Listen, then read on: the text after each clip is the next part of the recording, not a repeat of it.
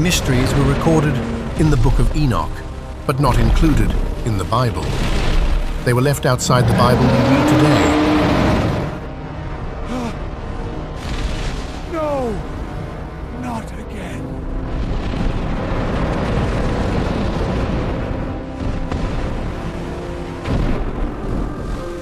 It's real. It's finally here.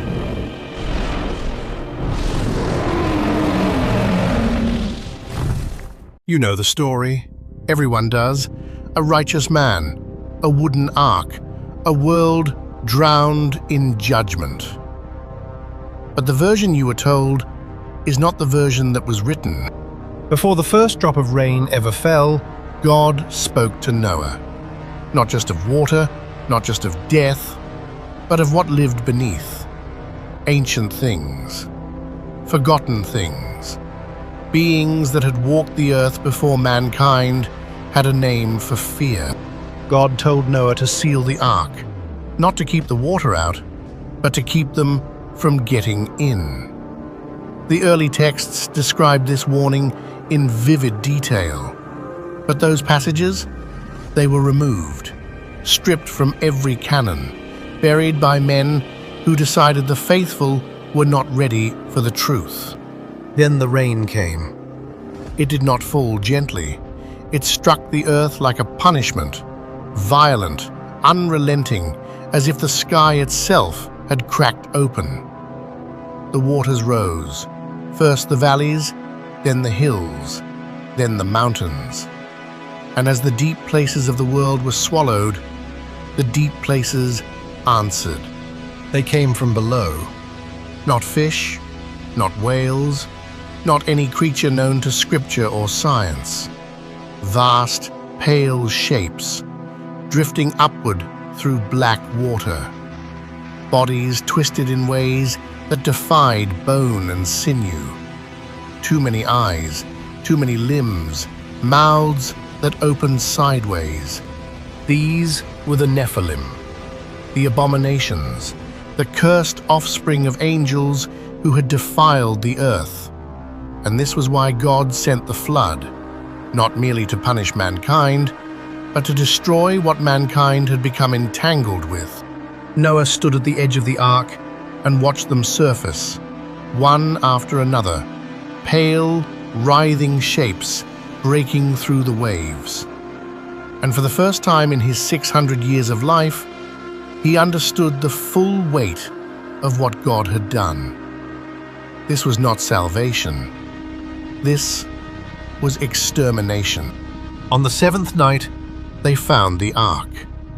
It began with a sound, a low, rhythmic scraping against the hull, like nails dragged across wet wood.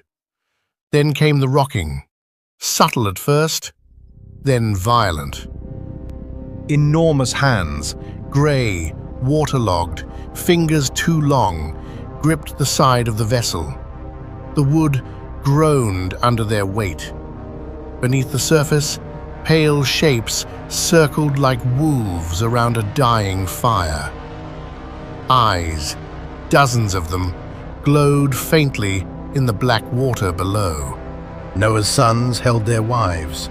His wife pressed her hands against her ears to block out the wailing, a sound no human throat could make. A sound like grief and fury twisted into one terrible voice. Then, silence.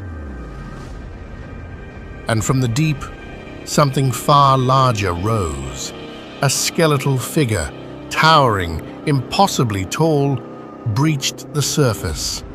Its ribs were visible through translucent skin. Upon its head sat a crown of black, twisted horns. It did not thrash. It did not scream. It simply looked at Noah. Their eyes met. And in that moment, Noah saw something behind those ancient eyes. Not rage, not hunger, but recognition. As if this thing had been waiting for him. Then the sea swallowed it whole, and the waters closed over it as though it had never been. 40 days later, the rain stopped. The world was still. The water stretched in every direction, flat, grey, and silent. No wreckage, no bodies, no sound but the gentle lapping of waves against the ark. Noah never spoke of what he saw, not to his sons, not to their children. When the time came to record what had happened, he described only the rain, the animals, and the covenant.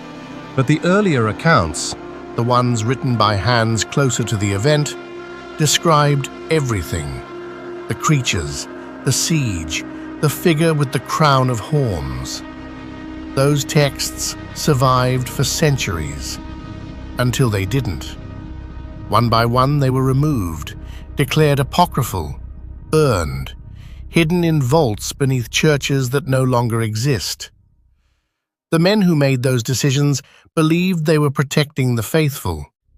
Perhaps they were. The waters eventually receded. The ark came to rest on dry land, the animals departed, and the world began again. But if you look closely at the oldest maps of the ocean floor, the ones drawn by monks who still had access to the original texts, you will find a note repeated in the margins, always in the same trembling hand. The waters receded, but the deep did not empty.